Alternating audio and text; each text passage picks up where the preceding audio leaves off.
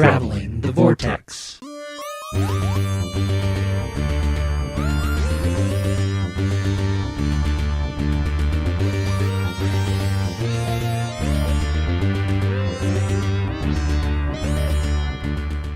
We've joined the Doctor as he travels the Vortex and arrive at episode number 421. I'm Keith. I'm Sean. I'm Glenn.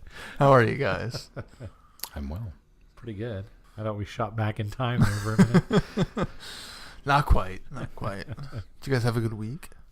Did have a good week. Do anything fun? Mason and I watched Spider-Man Into the Spider-Verse. How was it? Man, it's so good. So good. It's a great, fun, enjoyable film. This is how much I liked it. We rented it on iTunes, and immediately after, I purchased it. It was that good. So, liked it. A lot of fun. Nice. You guys see anything? We started watching The Umbrella Academy. Ooh. It's okay so far. It's not as bonkers as the trailer makes it look, but it's enjoyable. I'm intrigued enough to keep going. We're 4 episodes in. I'm ready for episode 5, so we're almost halfway there. We're only up to episode 2 thus far, but of course Patrick's making us. Oh, you got to watch it week to week, aren't you? Week to week. Yeah. The Umbrella Academy as a graphic novel is probably my favorite comic iteration of anything I've never read it. So. Oh, it's so good. It's just. And I've read it and reread it and reread it and reread it, and every time I come away with it and I appreciate it more, and I find out more things about it, and I find little nuances that just make me fall in love with it all over again. I mean, it's just that good. And I've kind of, when they announced this, it was one of those, oh, this is going to be so great. I hope, because there's very little chance of them being able to do that comic justice. Right. And in the 2 episodes I've watched, it's not bad. It's hitting some of the right notes that are, it's nothing that's wrong enough that I'm going to complain about it. So, that's good. So there's that. What else have you been watching, Sean? I went to the library and picked up a copy of Den of Thieves. This is the last year now, Gerard Butler. It's like Heat, where the guys are pulling a bunch of bank robberies in L.A., and there's the special crimes unit that's trying to track them down and stop them. It's very much Heat. It's like somebody who plays a lot of Grand Theft Auto 5 was like, I'd really like to remake Heat, and then did. And it's really long. It's like 2.5 hours. What is Heat? It's Heat. I mean, it's very drawn out, very cat and mouse, very dramatic. And then there's a huge gun battle in the street. I'm like, man, this is Heat. And then you get to the very, very, very, very end, and they pull a twist. And it's like... and Val Kilmer shows up, and Robert De Niro and Al Pacino. Well... Wow. It is Heat. It's a Kaiser Soze level twist that all of a sudden was like, oh, okay, now I don't know if I can use this comparison, because you actually may have elevated yourself above... The whole movie was just going, so, you're just trying too hard. No, you're not going to... Heat until it becomes Usual Suspects. Yeah. pretty much. It was. I'm still fighting with it, but man, that ending was kind of like, I might have to give you that one. How was How to Train Your Dragon 3? I don't think you talked about that last week. It's so good. Is it? It's it's rare that you get a trilogy that the third one's just as good as the other 2, live action or otherwise. It's really rare when it's animated, and I feel like it's just as good as the other 2. I watched Shauna. Again. No willpower. How's the animated version? So, for anybody that hasn't been watching my Facebook feed, I finally broke down because I wanted the Blu-ray version of Shauna. I didn't. The silly things on DVD in North America, but they still have not released the Blu-ray here. And after, what has it been, a year? Because it was December of 2017 that it came out in the UK, and then it came out last year on DVD in the US.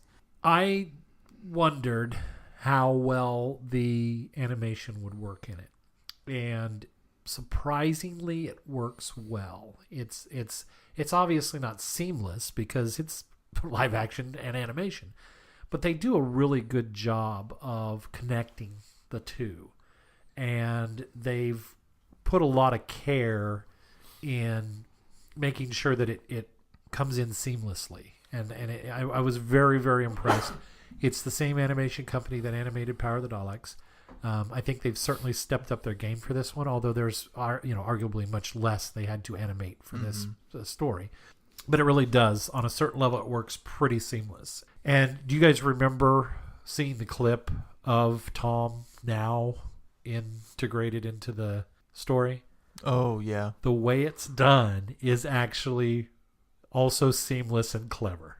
And so I don't want to... Oh, this is going to be a mini review because I don't want to go into it too deep. Perhaps we're not getting a Blu-ray disc here because maybe they will include it with, what would that be, seasons, as they call them, Tom Baker season 6, because that would have been in that year. So, or in that era, that could be. So knows I when wonder that's if gonna maybe happen, they're though. just going to... Well, I don't know. We got 1, and you're getting 7, so there's only 4 more to do in there. So, or 5 more to do in there. Right. So I'm just saying, who knows how long that might take. well, that's true. Well, that kind of leads into one of our news items. Yeah, let's go into news. They've announced the extras for the Macra Terror DVDs. So this is Blu-ray and DVD extras include episode reconstructions, audio commentary, a bonus mini episode, a 10-minute animated short built around an otherwise lost Doctor Who episode from 1968 starring Patrick Troughton and Fraser Hines. I have no idea what the story could be, but I'm intrigued. Then, of course, there's typical animatics. On disc 2, there will be a black and white presentation of the animation, so you get color and black and white. 1992 audio presentation, so the BBC Audio Collection version of the Macra Terror. Behind the scenes film, and a couple other things. And if you get the Steelbook, you get Gridlock and all the bonus features that come with Gridlock. It's a pretty steelbook. It is a pretty Steelbook. It is very pretty. And I like the artwork of it, too. It's the same company that did Shada and Power of the Daleks. So, obviously, they're very happy with this company, and they're continuing with them. So... Now, the reason I say that ties in with this news is because here in the U.S., we haven't got a release date for Macra Terror, have we? I don't think so. I don't think I have not seen No, an and if official they, announcement even for If they keep with North America. If they keep with the tradition of Shada, in about a year, I'll probably be ordering the Blu-ray from the UK. Which, well, that to what you just said, that makes me wonder if maybe here on this side of the pond, maybe we're done with individual episodic releases because everything's going to be going to season format. Could be. But they're doing season format over there as well. Although, arguably, Doctor Who sells better. Oh, classic Doctor Who sells better in the UK, so... Well, if you believe Amazon, the U.S. release date is October 8th. On DVD only. No announcement of a Blu-ray yet. Which is what they do with Shada. They waited about 8 months and then they released. Which, do you guys know, did BBC One ever play Shada? Not BBC One. BBC America? BBC America. I thought they did. See, I think that's what they're doing. They're hijacking the release schedule of the U.S. version so they can have first run before they release on Blu-ray or DVD, which is annoying because... Well, I'm fine with it from the standpoint that they're treating it as a true multi-platform marketing push and using the oomph of BBC America to kind of go, hey, look at this. But it would make more sense if you then this will be available next week. Right. And I think my thing is what annoys me about it is they're waiting 6 to 8 months because of scheduling, and I think they need to truncate that a little bit. I mean, they know when it's going to come out. They know when it's going to come out in the UK. I think they need to make some adjustments to their television schedule. Get those if they want to be first run on there in America. Do it, but bump it up. Don't make us wait 7 to 8 months. Especially if you want to try to curtail any pirating. Exactly. Or somebody going to buy now region-free Blu-rays because Blu-rays are now coming out region-free. There's no region log on Blu-rays anymore. So, and the reason is because piracy on the physical media disc has become such a non-issue. It's all digital is where the piracy issues are. So, well, and day and date release has also been thrown out the window, and movie release dates or that whole The movie shrinking hinge- windows. Yeah, and- the shrinking windows of foreign versus domestic, and that's all happened to it too. You know what I'm most excited about with this is the fact that with you know how I was all twitchy about this cover. It doesn't match the rest of the line now. It's pretty much given me carte blanche to go ahead and just buy the Steelbook because sure. it's like, well, if you're not going to try, I'm not going Right? to either. Yeah. No, that's that's a good way to look at it, Sean. It's That's true. Because it's either that or I ask you to mock one up for me. Which I don't mind doing. I might have you do it anyway. Just put a slipcover over it that looks There like the you rest go. of it, and then pull off and go, ooh, Steelbook. Surprise. And that's it for news. That's all we got this Not a week. lot going on. No, there really isn't. Oh, I didn't mention that I picked up Peter Davison on DVD too, or on Blu-ray, Blu-ray? as well too. Did you? Nice. Yep. So we need to get maybe some Blu-ray reviews on the schedule soon. Might have to do that. I wonder if we've got that in the works. Mayhap. Mayhap. Is that really all the news? That's all I had. I don't doubt you, but I kind of doubt you. Well, let's move on to feedback. First up in feedback, Jamie. Jamie writes, hello, Vortexers. Thank you, Glenn, for your reply in length. Still, don't mind the longer episodes, but it's understandable. I think that the sheer number of episodes these days might make people hesitant, and yes, family-friendly is what I mean. So this time I'm starting with episode 62. This is your coverage of Sarah Jane Series 1. I suppose we should preface this with saying we accidentally skipped this last week. This should have been read out last week, and we got a little out of order. We That's got my one fault. ahead last week, Yeah. so Yeah. this is the previous week's. This is why it seems like we're slipping backwards even further in time. Now we're traveling backwards. Coverage of Sarah Jane Series 1. I've never seen that series, so I really can't comment on it. I'm kind of stayed away from it because it's very much a children's show. I know Doctor Who's considered one as well, but this one's even more so. Moving on to episode 63. Your discussion on Bond. Don't you know? James Bond is a Time Lord. There have been 7 so far. They can recast 6 more. Kidding aside, I'm not a huge Bond fan. From what I hear, the arc that carries through all of Daniel Craig's Bond films makes Quantum of Solace a bit more bearable. No, it doesn't. Yes, it does. No, it doesn't. Something to think about. Maybe Sean and Glenn should make a James Bond 101 side trip similar to the Star Trek 101 side trips you did. Ooh. That'd be fun. I a would good be. idea. I'd be up for that. I'd be down for that. Up for that, down for that. That seems about right. Yeah. Next, he's going to be left for it and then right for it. Thumbs up, thumbs down. Based on your comments, I don't think I've actually seen Attack of the Cybermen. I look forward to watching it when I get through my watch through. It looks like one of the better ones. I might also listen to the first season of Lost Stories and then the Sixth Doctor and Evelyn arc before Trial of a Time Lord. The Sixth Doctor is one where I've seen a few, but it's been so long I remember little. Despite having seen over half his TV run, surprisingly, when looking at the list of his serials, my main exposure to it has been through Big Finish. I don't mind Silver Nemesis. I understand why people don't like it, but it wasn't horrible. Maybe I'm just more forgiving than some. I thought there was more going on between the Doctor and Lady Pinafore than what actually made it on screen.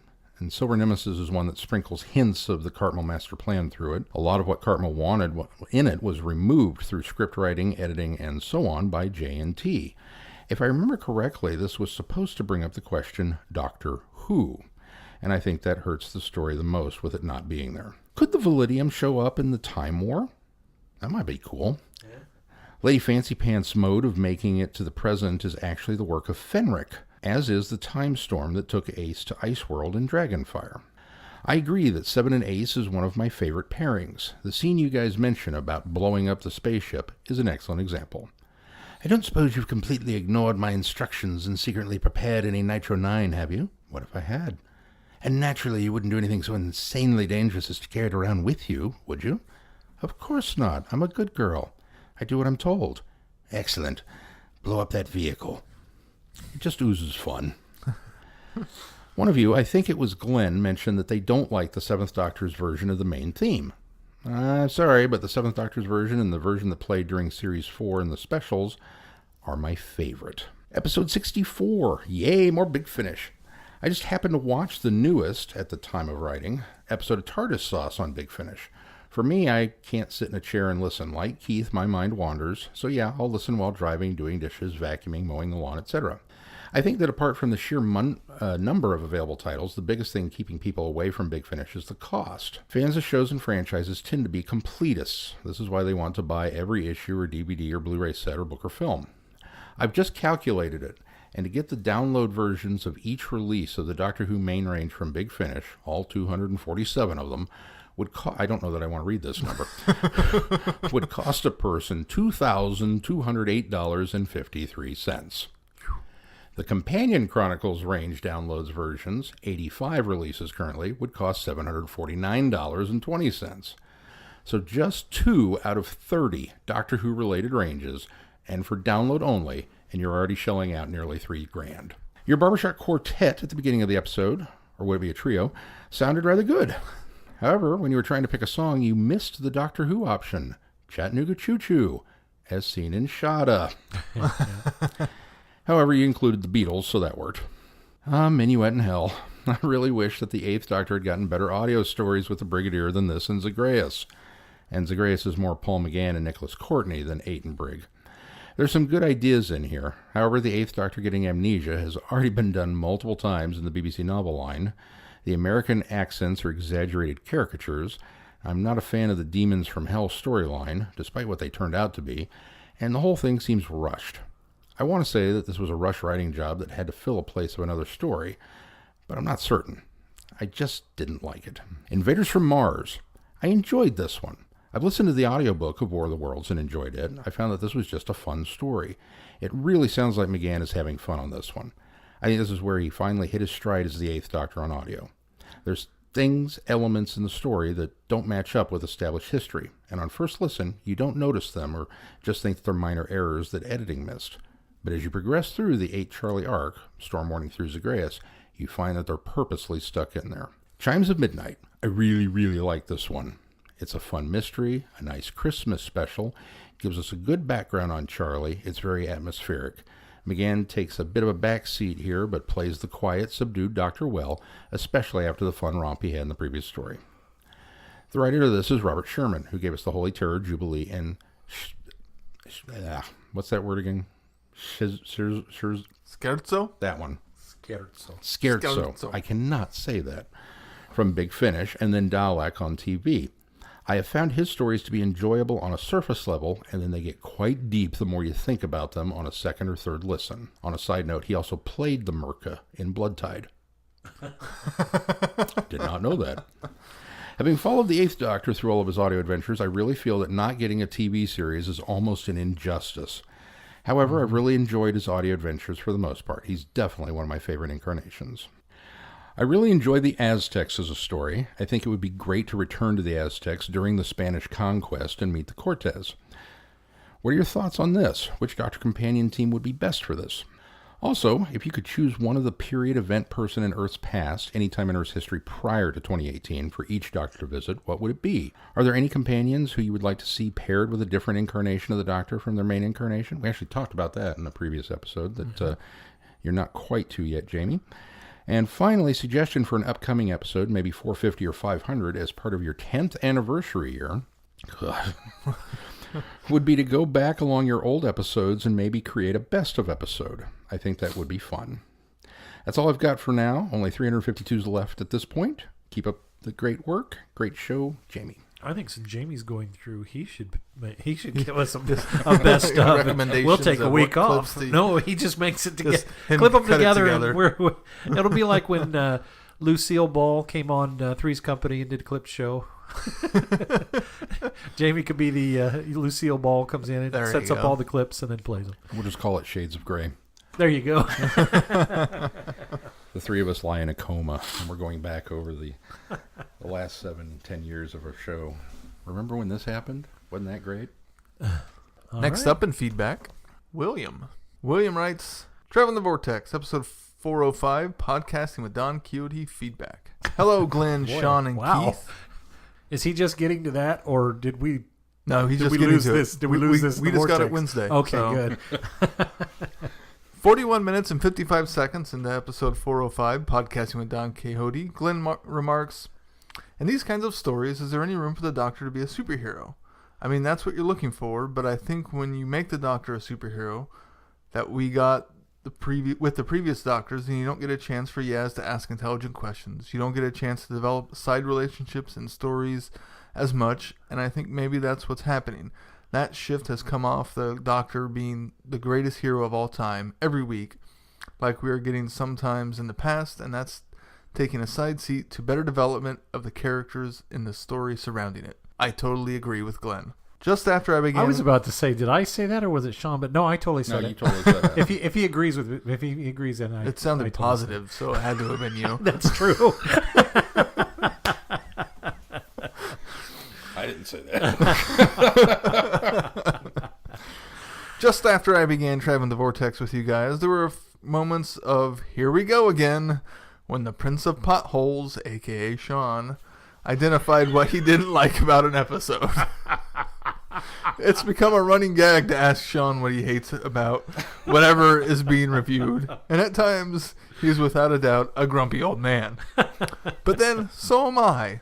So please make room and move over, because while I can overlook minor plot holes, others that are big enough to park the TARDIS in aren't so easily ignored. Sean, I'm with you on most of Series 11 inconsistencies you pointed out. There's plenty of room on the porch. We can yell at the kids to get off our lawn. I discovered Traveling the Vortex while test driving a bunch of other podcasts. Some are very structured, some not so much, and while what I'm about to say does not describe yours, three trends that convince me to stop listening, no matter how organized or polished a podcast may seem, are: 1. Hosts are making baseless, crazy predictions about Doctor Who. Well, if you go back far enough. For the love of God, do not go back to the back catalog. Maybe he means... Although those weren't some of those weren't baseless. Maybe he means consistent. There you go. Predictions. 2. Hearing one host's computer keystrokes as they Google for content while another host vamps or stalls. And 3. Oh, we outright say we're doing it. For the love of God, do not go back. We're going to Google that. Flat and boring rush to judgment reviews that are amongst the first to be released because speed is more important than substance. No, that's never been us. No. That's never us. I understand how Slow and steady wins the race. I understand how podcast producers get caught up in the moment with enthusiasm for new TV episodes. As a podcast listener, I can pick and choose which ones I let inside my head, but I don't have that option when it comes to the franchise proper because there's only one. Die-hard Whovians wait out hiatus after hiatus, like waiting for Christmas or a similar event. Anticipation of such an event often is as exciting as the event itself, and when it's not what we hoped for, we feel cheated, denied a reward for our patience and loyalty. But hey, it's only a TV show after all. Such sacrilege. In the first 2 full years of Classic Who, its annual run time was 1,125 minutes. 45 25-minute episodes per year, whereas in 2018, 10 episodes made for a total of 511 minutes. In terms of runtime, Classic Who more than doubles New Who, and Classic did it on a frayed shoestring budget. All of this is to say that Doctor Who isn't the production machine it once was, nor is it a crowd-funded direct-to-digital download series staged by amateurs. It doesn't have a big budget, but it takes itself seriously and has state-of-the-art production values. Unlike a prop, a costume, or a set, continuity is an intangible yet visible production value. In the olden days, continuity at it was a costly luxury.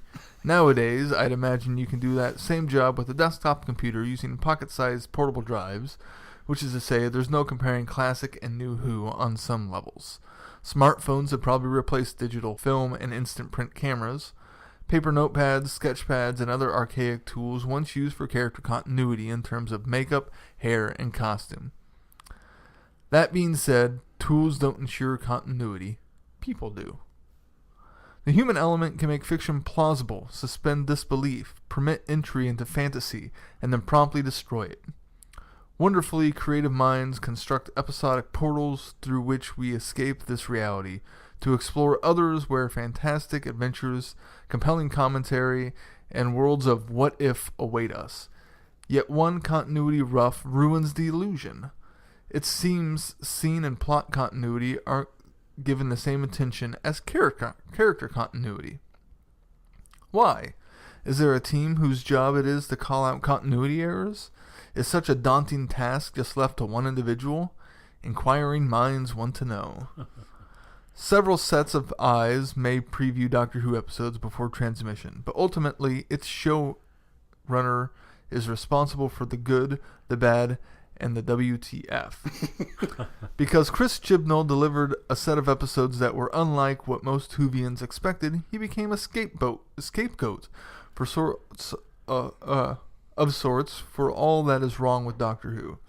But how much of the remake was his doing and how much was at the insistence of the BBC? Because I don't know the answer to this, I'm willing to cut Mr. Chibnall a break as I look forward to Series 12. Despite its faults and flaws, Series 11 gave us a number of exceptional stories and moments that will stand the test of time. My apologies for the lengthy first contact email. Elsewhere in the Hooniverse, my handle is BlueBoxBill. And with that, I bid you happy travels as I continue my ride through the Vortex with your podcasts. P.S. Should you read this into an upcoming episode of your podcast and would like to keep it suitable for all audiences, be advised that the WTF stands for Why That Frog? Bill. Thank you, Bill. Yeah, that's going to be my new WTF. acronym. Why that frog? I like it. I want you to imagine that GIF of from Citizen Kane of the clapping, because that's what I'm doing right now, Bill. Good. Thank you stuff. for the email. Welcome to the thanks for podcast. sending that to us. That's it for feedback. All right. Well, let's move on to our review. Did you happen to notice on one of his stats, Keith, the how many hours of Doctor Who there were produced? I did. There were 45. Just saying.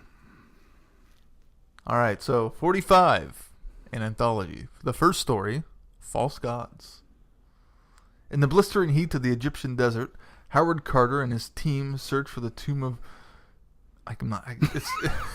the word typed out is user hat, but that is not how they pronounced it. Let me give this a try.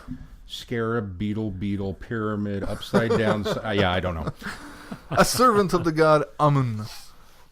What they discover sheds new light on the history of the world as we know it. This one was fine. I thought this was okay. Yeah, I really enjoyed it. I just thought it ended too quickly.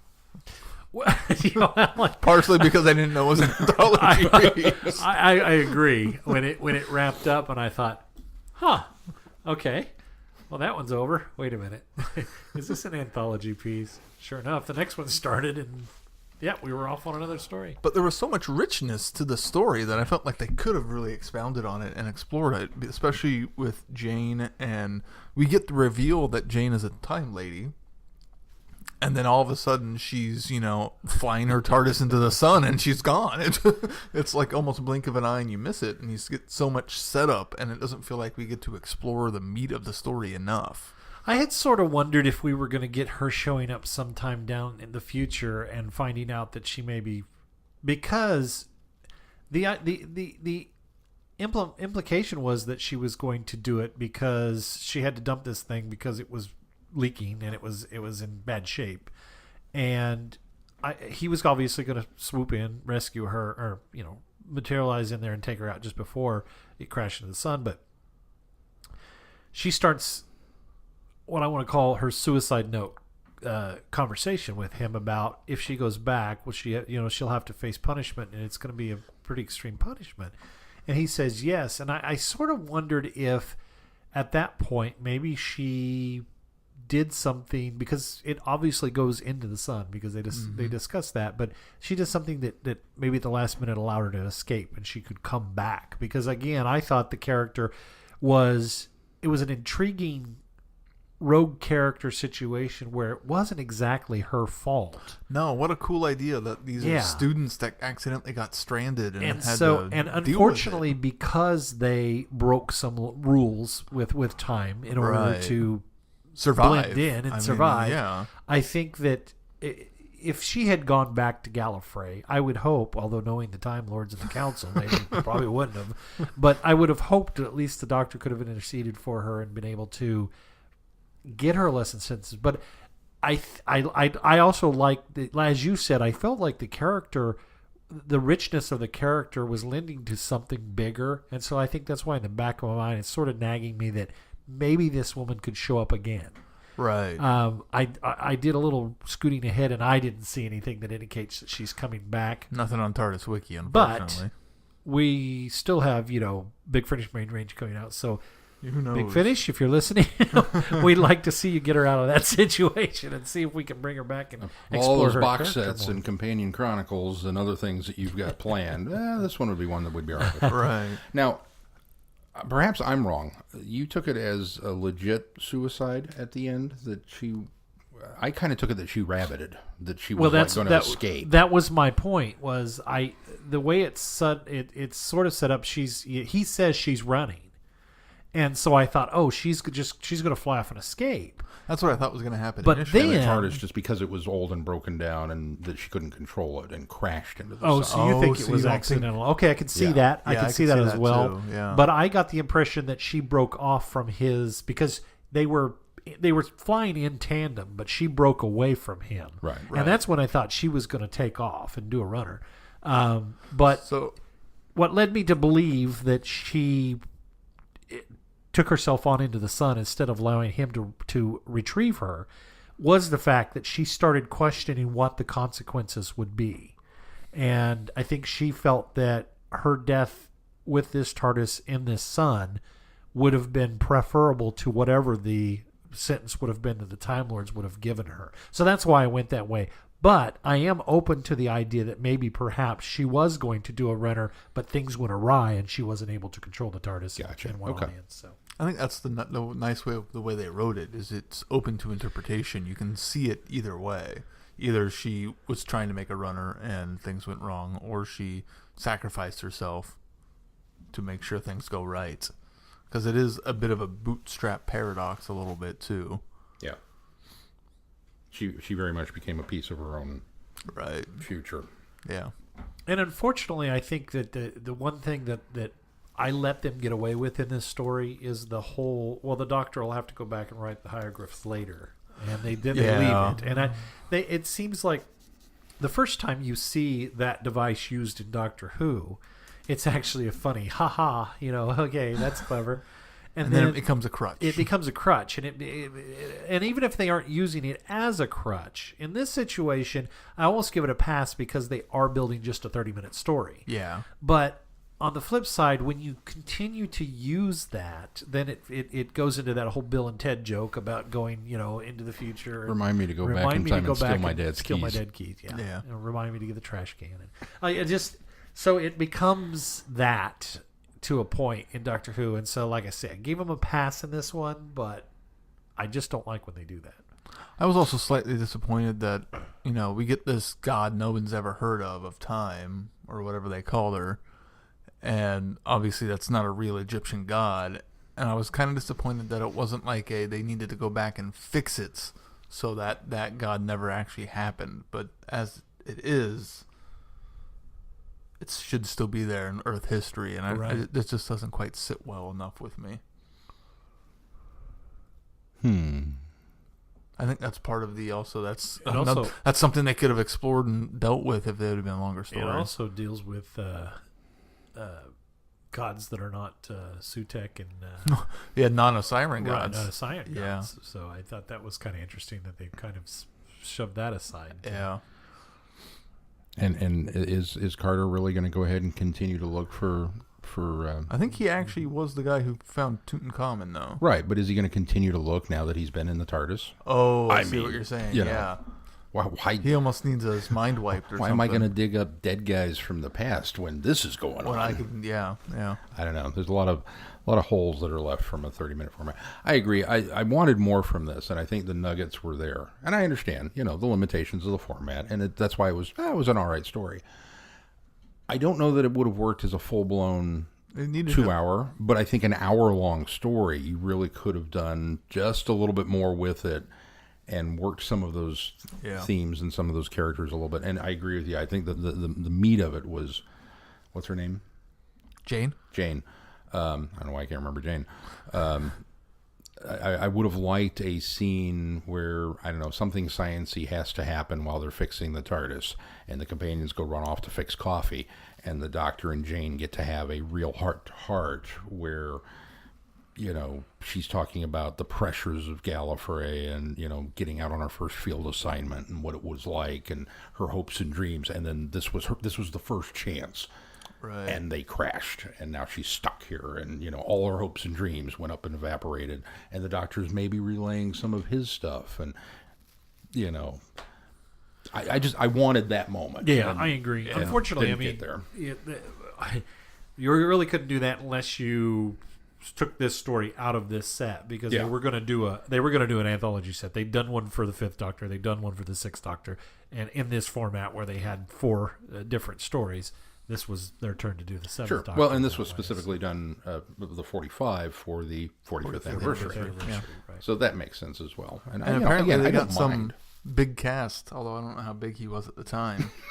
Howard Carter, who did his voice? No idea who that is. Benedict Cumberbatch. Oh, is that right? Yeah. Huh, I'll be darned. I didn't know that until just looking at the TARDIS wiki. Huh. So fun story. I knew Benedict was in this audio, and I was like, oh, yeah. And I listened to it. He's another voice in the next story. Oh, is he? Yeah. And I went and looked it up, and I went, oh. And I was so disappointed. And I thought, this must have been really early. That was all that there was to it. And I didn't realize that he was Carter at the time I was listening to it. And then I went back and said, oh, yeah, okay, yeah. So who's the voice in the 2nd story? He's one of the things locked in the 3rd bedroom on the 3rd floor. One of the Frankenstein zombies okay. going, ugh. And it's like, really? Oh, okay. All right. Well, if you got him there already. You've got Smaug locked up in the bedroom in the attic. Well, let's move on to Order of Simplicity. Let's move on to Benedict Cumberbatch's 2nd story. Dr. Verryman has devoted his life to the advancement of knowledge. When his experiments on a remote planet threaten the entire human race, only the Doctor can help, if he puts his mind to it. I want to give this one a bump on setting alone, just because it screamed Brain of Morbius. Oh yeah, It was just even Ferryman was kind of like, that kind of sounds like Solomon. Just the way his cadence and the mannerisms and everything. And then we got into the plot, and it was, it's another computer virus. Okay, don't worry about it. Just let it go. It makes people dumb. Really? Okay. Oh, the Doctor's got this reverse Forbidden Planet krill machine that's going to boost his intellect, and he's been using it nonstop. Okay. And there's Frankenstein monsters in the attic. Okay. It just kind of kept getting weirder and weirder and weirder as it went on. Almost like it couldn't decide which horror story it was going to spoof. And it fixed itself a little bit when Mrs. Crisp finally reveals that the order of the that's where I felt like it went completely south. Savage. I was buying into everything, even Really? even the over the top nature of the Doctor. I get what was the professor's name? Yeah, Ferryman. I liked that. I was liked the fact that it was bonkers. I was buying into it, and I was just like, okay, this is weird where they're going with this, and I was kind of like you going, okay, but when it reveals that. The big reveal of her, I thought, okay, you guys, you really were on the verge of going over the top, but then it was like, how close can we get before we actually do it? And that's where I felt like it went, okay, the story went south now, because I thought that was just a little bit weak and lame, but it was like that reveal. I feel like it fixed the plot element of the story. It gave cadence to everything, but it credence rather. But it kind of, well, now it's not fun anymore, and it's certainly not bonkers, and it felt like almost a farce, but now it's not, and I'm not sure. And then the crazy doctor who transmitted this virus out into the world, and he survives. He makes it at the end of the day. Right. And like, he's best buds with the doc, and they're walking out going, no. It's like, I don't know about that one. And it felt like the resolution was not very clearly conveyed either, other than they made it go boom. I think it was wrapped up a little too nicely with a bow. I really probably should have liked this, because it really felt like a B-movie plot is what it felt like. Yeah. But just, it just, and again, I was kind of just there along for the ride until they turned it and gave it some explanation, and then it was like, okay, this kind of went south at that point. But I agree with you. I don't think it felt like it had a solid resolution. Yeah. It just felt like it kind of, they destroyed the thing, and then that's it.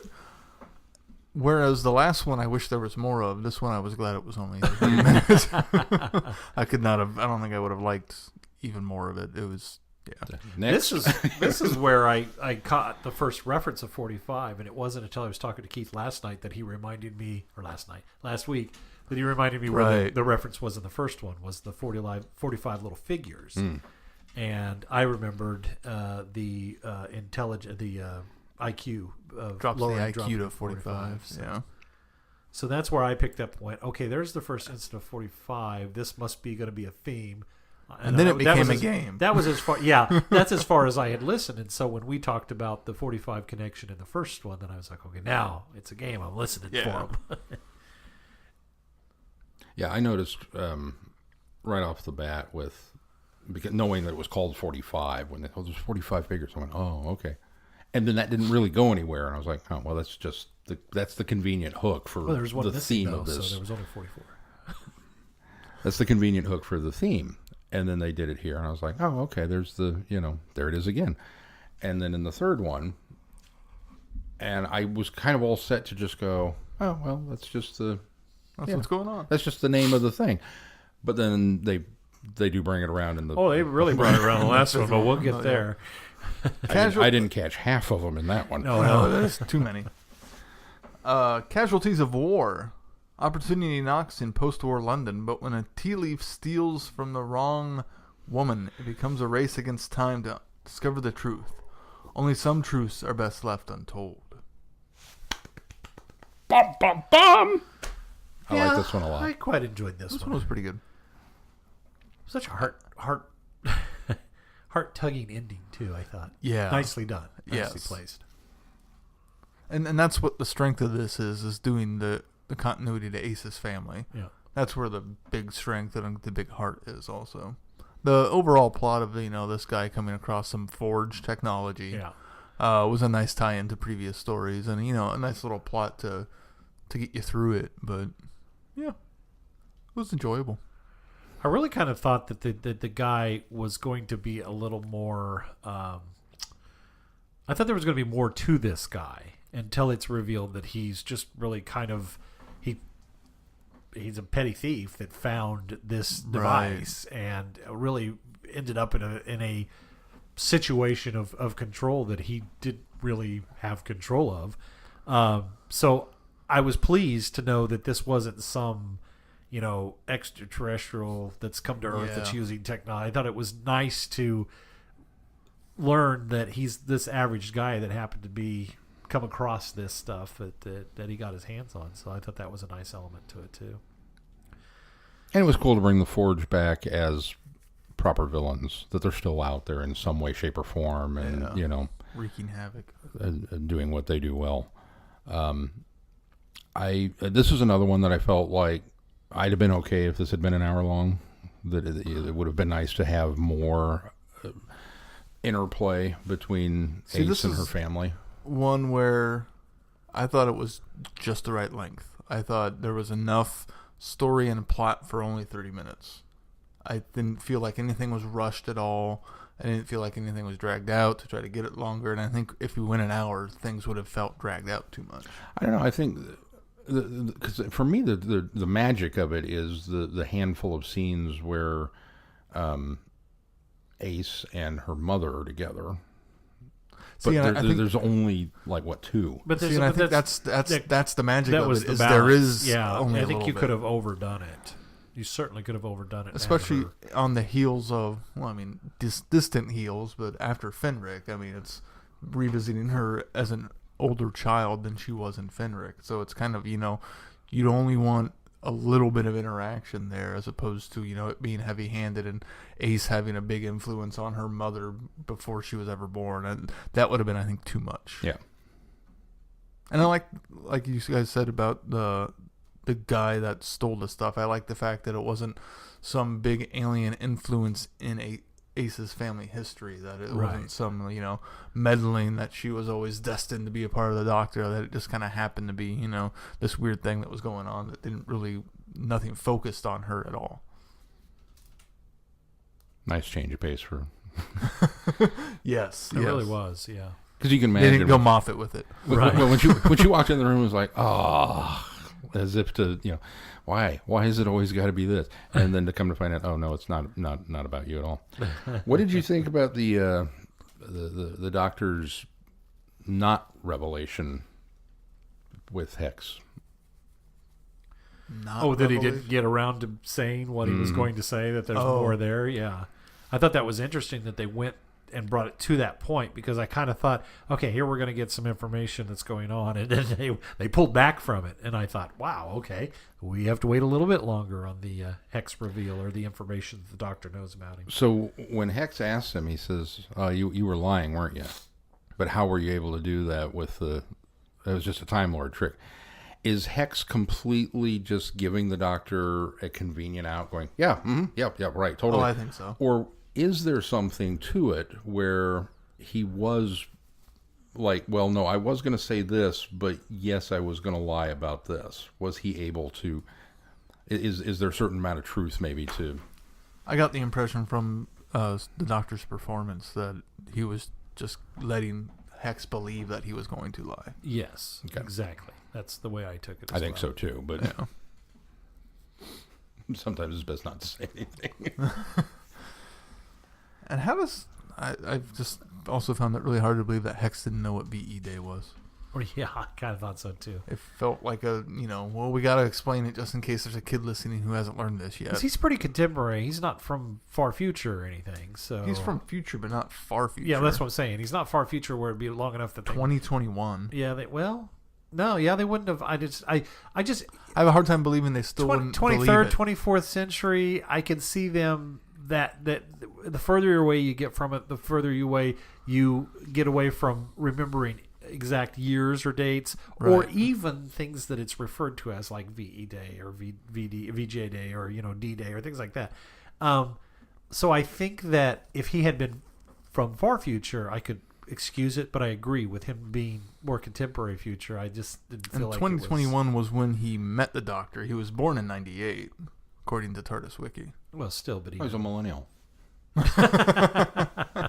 That totally explains no. In you're theory, not born there's- in '98. You're not a millennial. In theory, there's kids out there, learning this now, and they're Yeah. still learning about VE Day. Yeah.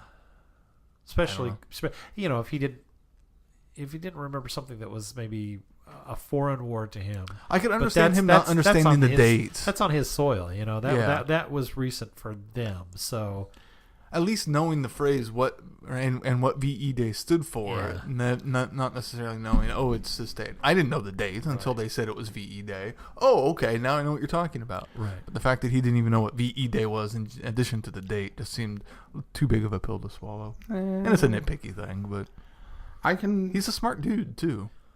I can kind of very easily see that one, just from the standpoint that at least here, American history is taught in 2 semesters, and it was kind of like, okay, Columbus discovers the continent, and you go all the way up to the Civil War.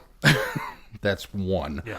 And then from And the then it's Civil a War mad to rush. how far can we get? Yeah. Right. And that's And you don't always get very far. and as we continue right. to add history to, I think we only got up to Kennedy when I was in high school. So that's only another 10 years beyond Yeah, that's VE true. Day. And as we I continue bet to if add you history asked, on it. I bet if you ask kids in the U.S. what VJ Day was, they might not know what it is. They might not know it's Victory Japan Probably. Day. So they certainly wouldn't know the date. No, yeah, definitely not. But I think they may not know the moniker of it. They might know the significance of it, but I don't think they would maybe necessarily associate, especially since we don't look at calendars like we used to. Yeah, that's When true. I was young, calendars had those printed on there. Now we use digital calendars that may or may not have, holiday information or significant days printed on them. So that maybe Because you is can turn something those as off. well. Yeah, maybe that. But I Yeah, mean, that so could they be. might know the significance of the events that happened, right, but they aren't not the necessarily day going to know itself. the label for it. So And he focused on medicine, so didn't need history. All right. Well, let's move on to the Word Lord. In a top secret military bunker deep beneath the Antarctic ice, a mysterious death threatens peace negotiations and can spell a disaster for the inhabitants of Earth. Can the Doctor cross the T's and dot the I's, or will his efforts get lost in translation? this was my favorite. Yeah. Yeah. This was my absolute favorite. I thought this was very cleverly written. This was, again, I think so well done for the 30-minute format. This is one that left me wanting more. Fortunately, spoilers, we're going to get more. And a good thing we came back and grabbed this one because it's not far down the road. So I really, really liked the concept of an interdimensional being that is able to use language in order to... Wait a minute, we've done that before. To come across into our dimension. I thought was really clever. And I thought the way that they did it, him naming himself Nobody No One, or was Yes. it, I could have flip-flopped. Nobody No One. Nobody know one. Yeah. So either way that you used his name in a phrase of no one can come in here or nobody can get through that door, Right. it working both ways, I thought was very, very clever. I liked the infiltration because of the language and because of that, particularly that one joke that did get him, that was kind of the nexus point for it. I thought was really, really clever. A bunch of delegates at the South Pole. They did explain that a little bit, and I think it's sort of... I felt like they were trying to connect it to something in Classic Who, but you guys are giving me weird looks. So Well, I think they were through Clara, whoever the woman. Claire. Oh, that was Claire. the other thing that I thought was really cool is that she shows up and says she knows him. Yeah. But I didn't get a chance to do the research to figure out which character she was supposed to be. I'm assuming it was According to TARDIS. Battlefield. According to TARDIS Wiki, She's it's not. Yeah, She's not. No, she's not connected. Yeah, really cool ideas. I like the idea of Nobody No One and how he was able to infiltrate and how they were able to trap him also into the book. And then, of course, he gets free. But, I just really enjoyed the story. This is not only was this a fun story, and so I don't want to say puzzle box, but it was just as it starts off innocently enough. Mm-hmm. Okay, we're in this military facility, and you're thinking base under siege, and then it is, but it's not. It's a base under siege story, unlike one that you're normally told. And then when he shows up, and you're like, "Ooh, how is this going to work?" And then he kills a bunch of people in the TARDIS, and you're like, "Whoa, how does that?" Yeah. And then he brings up State of Temporal Grace, but not for me. I'm from another. Oh, I mean, it was just one of those little surprises, one after another, and they kept just peeling these layers back and revealing a little bit more and a little bit more. And so as we got deeper and deeper into the revelations of it, it it did remind me, at least on the surface part, of Shakespeare Code, using the language to do it. But it's kind of like, and I hate to pick on it because I enjoyed Shakespeare Code, but this is how to do that story right. This was just a better version of that story, really, because you didn't have to deal with the supernatural elements, right? And or the witches. It just we're just it's another dimension. Boom, done, and it's like, okay, great, because there's a lot of more science there, and it's just easier and cleaner. I agree. And then to pin him into the book and use the translation circuits, which was another nifty. When they mention it at the beginning, it's just kind of a one-off joke. They want to know why they don't have to use their translators anymore. Oh, that's cute. But then that winds up coming back into play when they reverse it. But then he gets out, and you're just like, oh, which of course I was super excited because I want more of this guy. I know how I linked this in my head. The comment about future Cold War, the future Cold War, it would be the second Cold War that was referenced in, that is the events that are happening in Warriors of the Deep. And this, to me, felt like a prelude to where they had gotten to in Warriors of the Deep because of all the delegates, and they're all having to gather because we were on the brink of a second Cold War. That's what I was linking together in my head, was the fact that the war has elevated and has gone into practice or whatever by the time Warriors of the Deep comes about. So that's how I was connecting it. I had to go back and read some of the dialogue again because I know I picked that up somewhere. So okay, I'll give you that. The other thing that I thought was really interesting is when the Word Lord materializes in the TARDIS and shoots the other delegate, or shoots the other 5 delegates, and I think he shot the who? 6 delegates, yeah, and he shot he shot the second in command guy too, and I don't remember who it is that brought up. But my first thought was, well, he can't hurt anybody there because of temporal grace. But then stepping around that, I thought that was really clever how they did that. It was the moment when the gun goes off, and you're like, oh well, whatever, because that's not going to work. And then Ace is freaking out when we come back, and you just killed. And I was like, oh. So then the next thought is, well, this must be one of those stories in which the Doctor has been lying about temporal grace and that it's not really a thing. But then when he himself says, oh, well, it doesn't apply to me because I'm from outside this universe. Right. Like, Yeah. That was just like, oh, okay. I thought the same thing. I thought, okay, is this one of these things where they're fudging it because we're not sure the Doctor lies? Like isometric controls.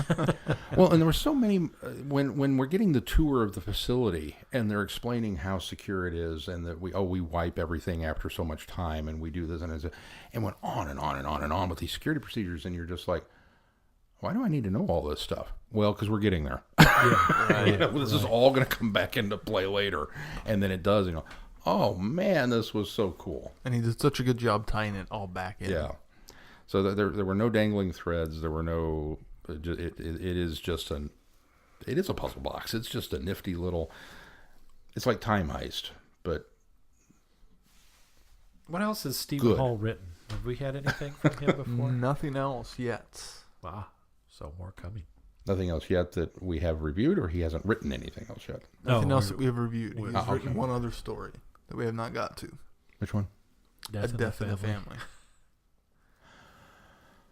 Oh. I've gotten to it. We're getting there. With a very familiar villain. Get off that page.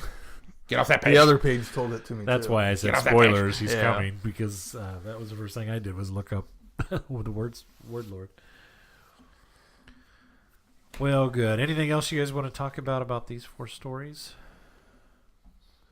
All right. Well. I enjoy the anthologies. I know I complain about them, going, "Oh, I wish it was longer," and I wish it was, and Well, in this situation, there was, and I think we all agreed, there was only one story that we really felt could have been, solidly more. I think even this last story in the bunch was, just kind of really the perfect length. I wanted to know more about the wordsmith. I wanted more of the character, because it was so developed. It was well developed, but it didn't feel like it had to go on and make this episode lengthier. So yeah, I'm with you. I like the anthologies, and occasionally I think we've both said I would have liked more from this, right? But overall, it's kind of nice to sit down in a 2-hour period and get 4 stories. Yeah, it's a nice change of pace to switch it up from the 2-hour long individual stories. That sometimes feel padded out. Yeah. I just wish that sometimes we'd get, as they're putting these together, and it was like, okay, we've got 4 stories that we're going to do this for, and then maybe they sit down and read the script and you go, there really feels like there should be more here. Let's take this one out. Yeah. And we'll throw in another half hour one year so that we can still do the anthology, but we're going to go and do a little bit more with this and see. I don't know. That's just me. Well, I think you could still do 2-part anthologies too, where you're doing. Oh yeah, one 1 hour. We've seen those before, and another 1 hour, or we've had some that were an hour and a half, and then 30. Yeah. So you certainly could do that, and then down the road you've got more stories to do that kind of anthology storytelling too. Yeah, and I totally get it. I understand Big Finish is trying to, evoke that fondness, that remembrance of this is how Doctor Who worked. It was 4 installments, and that's cool. But you don't have to do that because there was a lot of classic Who that was stretched out too long. Yeah, well, and there's a lot of classic Who that was 3 episodes or 2 episodes too, not always 4. Some were shorter. So especially in Sylvester's run. I really like the hour-long format. I'm just saying. All right, Sean, what do we got come up on the schedule? Well, I think there's a book next week, isn't there? I believe so. I probably should start reading that. You haven't started? No, not yet. I think I'm halfway through it right now. So that's next week's surprise book. Surprise. All right, well, anything else we need to touch on before we close this show? I don't think so. I don't think so. That's going to do it for this week. Until next week, I'm Glenn. I'm Sean. I'm Keith. Cheers. Good night, everybody. Be seeing you. Thanks for listening. You have been listening to Traveling the Vortex. Doctor Who and all of its associated programs are owned and trademarked by the BBC. No infringement is intended or implied.